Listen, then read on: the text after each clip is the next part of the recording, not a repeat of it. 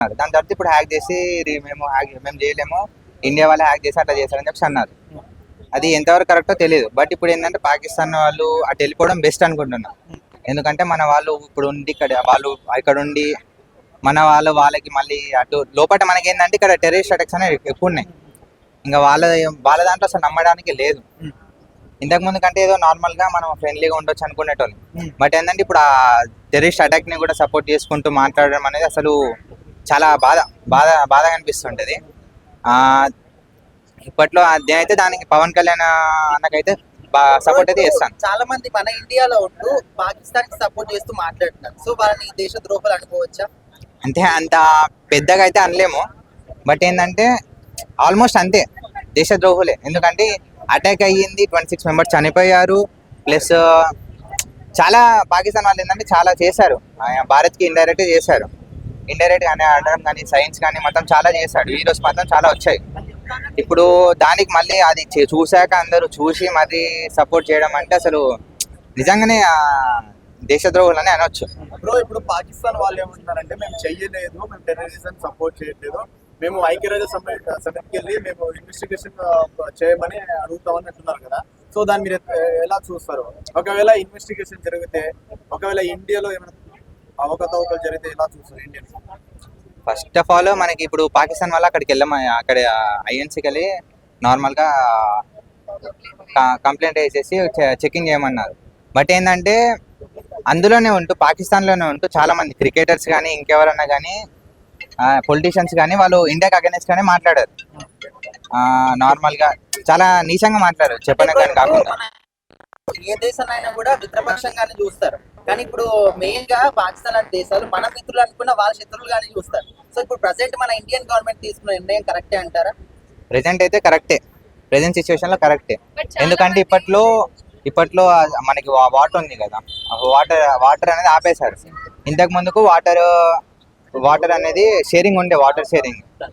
So దానికి ఇప్పుడు మళ్ళీ వాళ్ళు చేసేదాన్ని బట్టి మనం ఆపడంలో తప్పేం లేదు. కొంతమంది మెడికల్ థింగ్ ద్వారా కూడా వచ్చిన వాళ్ళు ఉన్నారు, మమ్మల్ని పంపించినట్టు అని చెప్తున్నారు. కొంతమంది పాకిస్తాన్ వాళ్ళు వచ్చారు, నార్మల్ గా కొన్ని స్టడీస్ పర్పస్ కానీ విజిటింగ్ పర్పస్ కానీ వచ్చారు.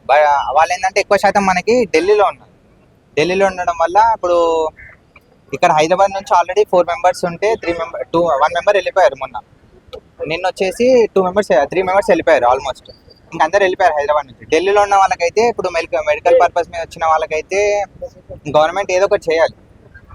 నార్మల్ గా అయితే మనము ఏమనలేము. ఇండైరెక్ట్ గా చాలా మంది పాకిస్తాన్లో ఒక 200 మంది పాకిస్తానీలు ఉన్నారు అని చెప్పి పోలీసులు కూడా బందోబస్తు పెట్టారు. ఇప్పుడు చెకింగ్స్ ఎక్కడికక్కడ చెకింగ్స్ అవుతున్నాయి. ఇప్పుడు ఇక్కడ కానీ టోల్ గేట్స్ దగ్గర కానీ ఎక్కడికక్కడ చెకింగ్స్ అవుతున్నాయి. ఎందుకంటే ఇప్పుడు వార్ అయ్యే ఛాన్సెస్ ఉన్నాయి. సో దానికి చెకింగ్స్ ఉన్నాయి, మొత్తం చెకింగ్ చేసుకుంటూ ఉన్నారు. పాత బస్తీలో అంటే ఆల్మోస్ట్ ముస్లిమ్స్ ఉంటారు. ముస్లిమ్స్ అందరూ పాకిస్తాన్ వాళ్ళని చెప్పేసి అనలేం. దాంట్లో ఆల్మోస్ట్ చాలా మంది ఇండియాకి సపోర్ట్ చేసే వాళ్ళు ఉన్నారు. ఇప్పుడు పాకిస్తాన్ ఇండియాకి సపోర్ట్ చేస్తున్నారు. ఇప్పుడు పాకిస్తాన్ ఆ దాడి చేయనప్పుడు ఇప్పుడు చైనా నుండి అన్ని మారణ ఆయుధాలు ఎందుకు ఉంటుంది అంటారు? అంటే ఇప్పుడు నార్మల్గా మనం సీజ్ ఫైర్ ఎత్తడం కానీ ఇంకా కొన్ని వాటర్ ఆపేసి మనం దాని దగ్గరికి మేము ఐఎన్ఎస్ విక్రాంత్ని పంపించాం కదా, షిప్ని పంపించడంలో వాళ్ళకి ఏంటంటే వాళ్ళు వారికి ఏమని చెప్పేసి వాళ్ళు అనుకుంటున్నారు. బట్ ఏంటంటే వాళ్ళకి తెలుసు వాళ్ళ పొలిటీషియన్స్లో మన టెర్రరిస్ట్ అటాక్ని సపోర్ట్ చేసే వాళ్ళు ఉన్నారు వాళ్ళ పొలిటీషియన్స్లో. అందుకే వాళ్ళు కూడా ఇంకా చైనా నుంచి ఇంపోర్ట్ చేసుకుంటున్నారు మొత్తం. ఒకవేళ ఇప్పుడు వార్ జరిగితే వాళ్ళకి ఎంత ప్రాణ నష్టం ఉందో మనకు కూడా అంతే నష్టం జరిగే ఉంది కదా. దాన్ని బట్టి మీరు వార్ కావాలనుకుంటారా వద్దనుకుంటారా? నేనైతే వార్ అయితే వద్దనుకొని వాళ్ళు కాశ్మీర్ని వదిలేస్తే బెటర్. వాళ్ళు పాకిస్తాన్ వాళ్ళు మొత్తం పీఓకే అని కానీ చనిపోయిన వాళ్ళకి న్యాయం అంటే మనం టెర్రరిస్ట్ని పట్టుకోవాలి. కానీ పాకిస్తాన్లో కూడా ఇన్నోసెంట్ పీపుల్స్ ఉన్నారు. వాళ్ళని కూడా శిక్షించడంలో అంటే మనకి తప్పేది.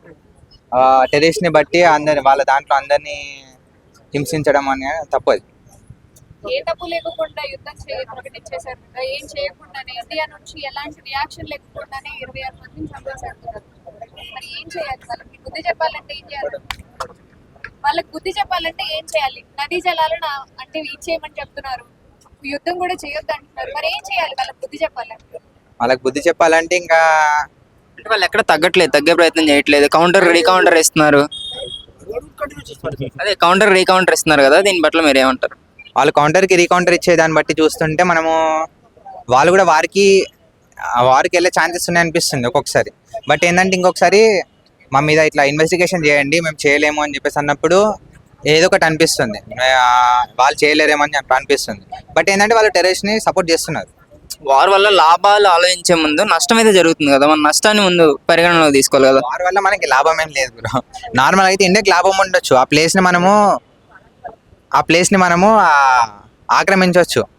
బట్ ఏంటంటే మనకి మన దగ్గర లాస్ అయిపోతుంది కదా, మన సోల్జర్స్ అందరూ వెళ్ళిపోతారు, వాళ్ళు ఒకవేళ అనుభవం వేసినా కూడా మన పని అయిపోతుంది. కానీ వాళ్ళు అయ్యారు, ఇంకా మన సైడ్ లాస్ ఉంది, అక్కడ సైడ్ లాస్ ఉంది. ప్రాఫిట్స్ అంటే ఇంకేం లేవు వార్ వల్ల అసలు.